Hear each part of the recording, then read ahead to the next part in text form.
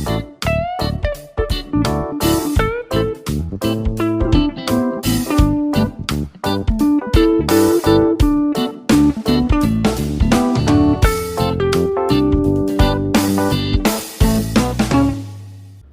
నమస్కారం. నేను మీ పిసిరెడ్డి. ప్రజెంట్ నేను మంగళగిరి నియోజకవర్గంలో ఉన్నాను.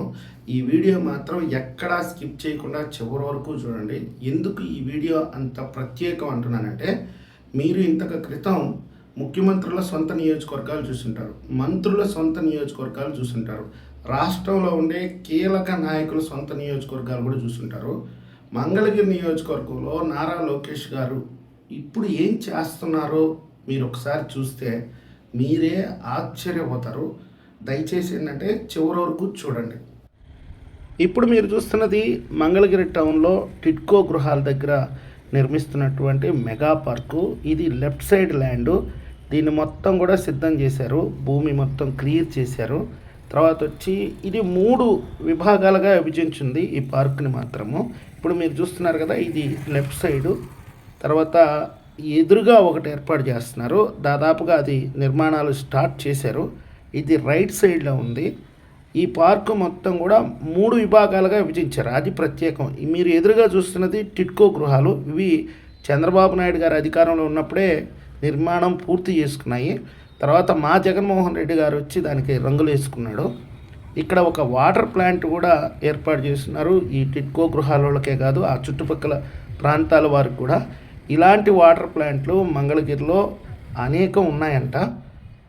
ఇప్పుడు మీరు చూస్తున్నారు కదా, ఇది నాకు తెలిసి చిల్డ్రన్స్ కోసంగా, ఈ విభాగంలో పిల్లల కోసంగా ఇదంతా కడుతున్నట్టుగా నాకైతే అర్థమవుతుంది. లోపలికి వెళ్ళి చూద్దాము. ఇప్పుడు మీకు ఆ రైట్ సైడ్లో ఎదురుగా కనిపించేది బాస్కెట్బాల్ కోర్ట్ అనుకుంటాను. నాకు స్పోర్ట్స్ పట్ల పెద్ద అవగాహన లేదు. అవేంటి అనేది మీరు కూడా కామెంట్లో తెలియజేయండి. ఇది స్కేటింగ్ అనుకుంటాను. ఇది మొత్తం అయితే చిన్నపిల్లల కోసం అనుకుంటున్నాను. నాకు తెలిసి మొత్తం అయితే ఆగ మేఘాల మీద చేస్తూ ఉన్నారు. అసలు నేను ఎక్కడా చూడలేదు. రాజధాని ప్రాంతంలోకి వస్తుంది కాబట్టి ముందే ఊహించి ఇలాంటి పార్కులు ఇలాంటివన్నీ అవసరం అనుకొని నారా లోకేష్ గారు వీటి మీద దృష్టి పెట్టినట్టుగా ఉన్నాడు. ఇప్పుడు నేనైతే పూర్తిగా ఒక ప్లేస్లో నిలబడి చూపిస్తున్నాను. ఇది లెఫ్ట్ సైడ్ బాస్కెట్బాల్ కోర్టు. ఇక్కడ ఈ ఎదురుగా కనిపించేది ఆడియన్స్ కోసం అనుకుంటాను. రైట్ సైడ్ మొత్తం చిన్నపిల్లలకు సంబంధించి, క్రికెట్కి సంబంధించి కూడా ప్రాక్టీస్ చేసుకోవడానికి ఆ ఎదురుగా మీరు చూస్తున్నారు కదా, అక్కడ ఒక పిచ్ ఏర్పాటు చేస్తున్నారంట. ఇప్పుడు మీరు చూస్తున్నది ప్రభుత్వ ఉన్నత పాఠశాల. ఇది నిడమర్రులో నారా లోకేష్ గారు స్వయంగా పరిశీలిస్తూ దీన్ని ఒక మోడల్ స్కూల్గా అంతర్జాతీయ ప్రమాణాలతో నిర్మిస్తున్నారు. ఈ స్కూల్కి సంబంధించినటువంటి పూర్తి వీడియో నా ఛానల్లో ఆల్రెడీ పోస్ట్ చేస్తున్నాను. ఎవరైనా చూడకపోతే దయచేసి చూడండి ఒకసారి. చాలా అద్భుతంగా నిర్మిస్తున్నారు దీన్ని. ఇది రాష్ట్రానికే ఒక మోడల్ స్కూల్గా, భవిష్యత్తులో ఇలాంటి పాఠశాలలు రాష్ట్ర వ్యాప్తంగా జిల్లాకి 1, 2 నిర్మించాలి అనేది ఆయన యొక్క ఆలోచన అంట. చాలా కేర్ తీసుకుంటున్నాడు. ప్రతి విషయం కూడా నారా లోకేష్ గారు పరిశీలించిన తర్వాతే ఇక్కడ నిర్మాణం అయితే జరుగుతుంది అని ఇక్కడ ఉండేటటువంటి వాళ్ళు చెప్తున్నారు. ఈ గ్రౌండ్ చూడండి, చాలా అద్భుతంగా ఉంది. మనం ఇప్పుడు ఇక్కడి నుంచి వేరే ప్లేస్కి వెళ్తున్నాము. ఇక్కడ ఎవరినన్నా అడిగితే వాళ్ళు ఏం చెప్తున్నారంటే, మీరు చూపించేది కేవలం 5%, చూపించాల్సింది చాలా ఉంది అని చెప్తున్నారు. దశాబ్దాల కళ నెరవేరుతున్న వేళ మంగళగిరి 100 పడకల హాస్పిటల్. ఈ ప్రాంతానికి సంబంధించి అనేక మంది ఎమ్మెల్యేలు పనిచేశారు. కానీ వాళ్ళందరినీ కూడా ఈ ప్రాంత ప్రజలు అనేక రకాలుగా విజ్ఞప్తి చేసుకున్నారంట, ఒక ప్రభుత్వ వైద్యశాలని ఏర్పాటు చేయమని. అయితే ఎవరు కూడా మాటలు చెప్పారు కానీ చేసింది శూన్యము. నారా లోకేష్ గారు ఎన్నికలకు ముందు ఈ ప్రాంత ప్రజలకి ఒక ప్రామిస్ చేశాడంట, నేను అధికారంలోకి వచ్చిన వెంటనే అత్యాధునిక సదుపాయాలతో ఒక ప్రభుత్వ వైద్యశాలను అయితే ఇక్కడ నేను ఏర్పాటు చేస్తానని. అందులో భాగంగానే ఇక్కడ ప్రభుత్వ వైద్యశాలని ఏర్పాటు చేస్తున్నారు. చాలా వేగంగా అయితే నిర్మాణం జరుగుతుంది. స్థానికుల మాటల్లోనే మనం పూర్తి వివరాలు తెలుసుకునే ప్రయత్నం చేద్దాం. మంగళగిరి ప్రజల 3 దశాబ్దాల కళ మంగళగిరి ప్రభుత్వ ఆసుపత్రి. నారా లోకేష్ గారు ఎలక్షన్ ముందు మంగళగిరిలో 100 పడకల ఆసుపత్రిని నిర్మిస్తానని మాట ఇచ్చారు. ఆ మాట ఇవ్వటమే కాకుండా కూటమి ప్రభుత్వం ఏర్పడిన వెంటనే మొదటి మీటింగ్లోనే దీన్ని ఓకే చేయించుకొని ఇక్కడ నిర్మాణానికి శంకుస్థాపన కూడా లోకేష్ గారి చేతుల మీద గుండానే జరిగింది. 40 సంవత్సరాల క్రితము అన్న ఎన్టీఆర్ గారి హయాంలో మంగళగిరిలో 30 పడకల ఆసుపత్రి నిర్మించడం జరిగింది. తర్వాత ఇప్పుడు 100 పడకల ఆసుపత్రిని నిర్మిస్తానని లోకేష్ గారు మాట ఇచ్చారు. మాట ప్రకారం ఇక్కడ శంకుస్థాపన చేశారు. ఇక్కడ పనులు కూడా చాలా వేగవంతంగా జరుగుతూ ఉన్నాయి. ఇప్పుడు అమరావతి ఇప్పుడు రాజధాని ఇక్కడ మంగళగిరిలో ఒక భాగంగా మారింది. ఇక్కడ ప్రభుత్వ ఆసుపత్రి అనేది చాలా కీలకంగా మారనుంది. అలాగే ఈ ఆసుపత్రిలో భారతదేశంలోనే నెంబర్ 1గా తీర్చిదిద్దాలని లోకేష్ గారి ఆలోచన ప్రకారమే ఇక్కడ సువిశాలమైన ప్రాంగణంలో ఆసుపత్రి నిర్మాణం అనేది జరుగుతూ ఉంది. ముఖ్యంగా చెప్పుకోవాలంటే ఈ ప్రభుత్వ ఆసుపత్రిని కార్పొరేట్ స్థాయికి తగ్గకుండా నిర్మించాలనేది లోకేష్ గారి ఆలోచన. దాంట్లో భాగంగా అనేక సార్లు దీనిపై రివ్యూలు నిర్వహించారు. భవన నమూనాలను లోకేష్ గారే స్వయంగా ఫైనల్ చేయటం జరిగింది. తెనాలి, గుంటూరు, విజయవాడ మధ్యలో ఉన్న ప్రాంతం, అక్కడ ప్రభుత్వ ఆసుపత్రులు ఉన్నా కానీ దానికంటే కూడా మెరుగైన సౌకర్యాలు ఇక్కడ కల్పించాలి అనేది లోకేష్ గారి ఆలోచన. జోనింగ్, స్టాఫింగ్ వంటి సౌకర్యాలు, అలాగే ఇక్కడ డయాలసిస్ సెంటర్ ఏర్పాటు చేయాలనే ఆలోచన, ఫ్యూచర్లో ఒక డయాలసిస్ సెంటర్ కూడా ఏర్పాటు చేసే ఆలోచన ఉన్నది. అలాగే తలసేమియా డి అడిక్షన్ సెంటర్ను కూడా దీంట్లో ఏర్పాటు చేయాలనే ఆలోచన ఉన్నది. దాంట్లో భాగంగానే ఇవాళ ఇంత గ్రాండ్గా నిర్మాణాలు కొనసాగుతూ ఉన్నాయి. ఫ్యూచర్లో ఇదొక మంచి హాస్పిటల్గా పేరు వస్తుందని చెప్పుకోవడానికి ఏమాత్రము సందేహం లేదని చెప్పుకోవచ్చు.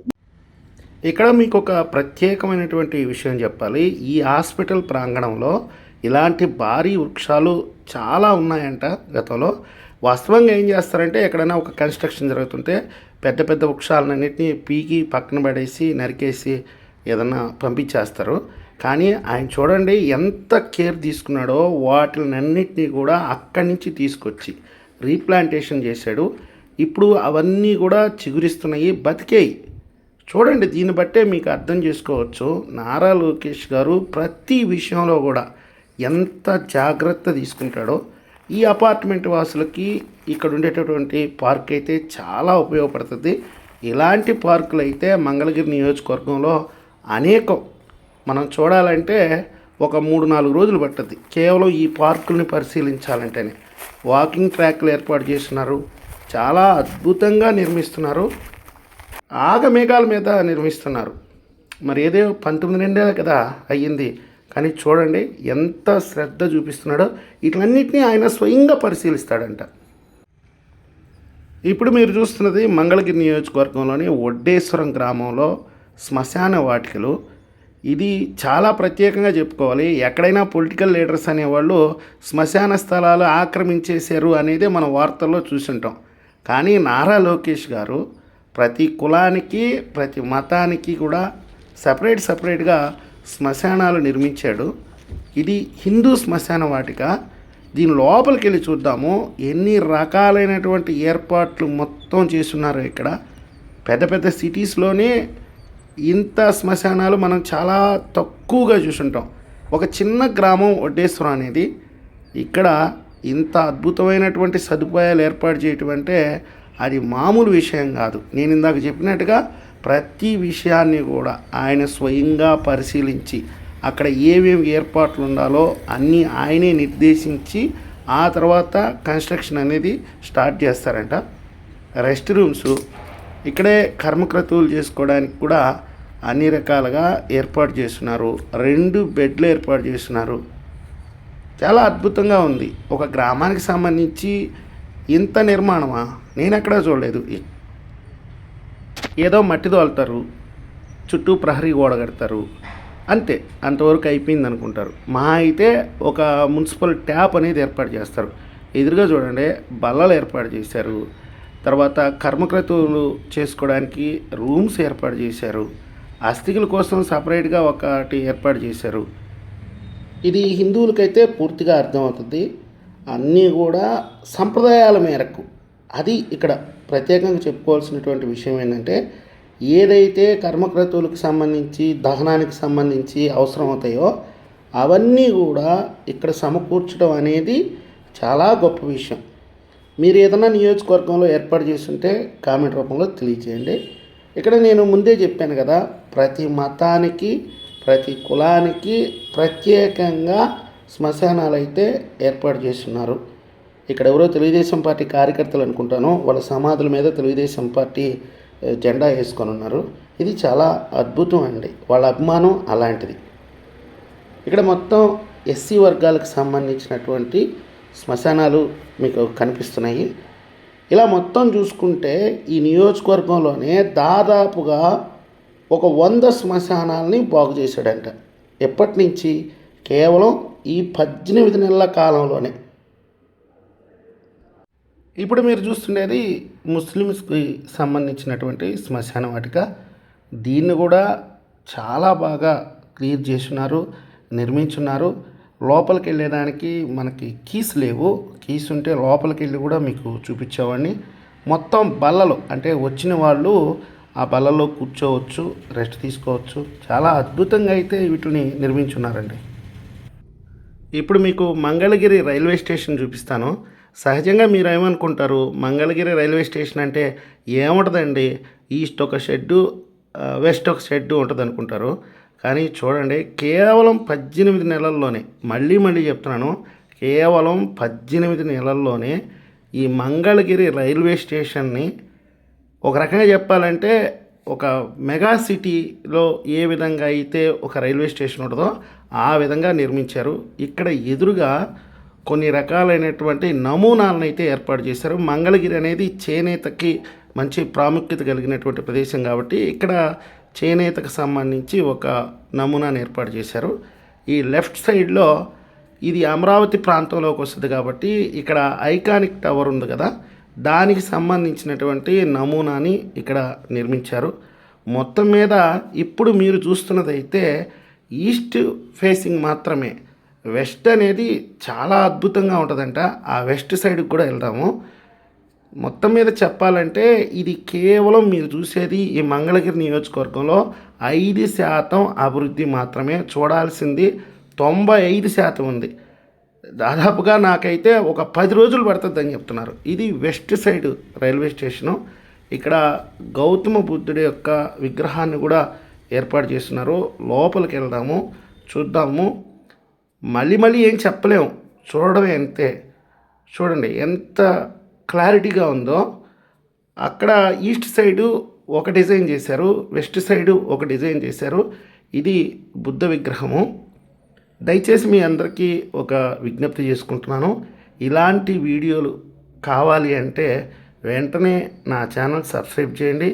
మీ ఫ్రెండ్స్ అండ్ ఫ్యామిలీ మెంబర్స్కి కూడా ఈ వీడియో షేర్ చేస్తారని నేను ఆశిస్తున్నాను. ధన్యవాదాలు.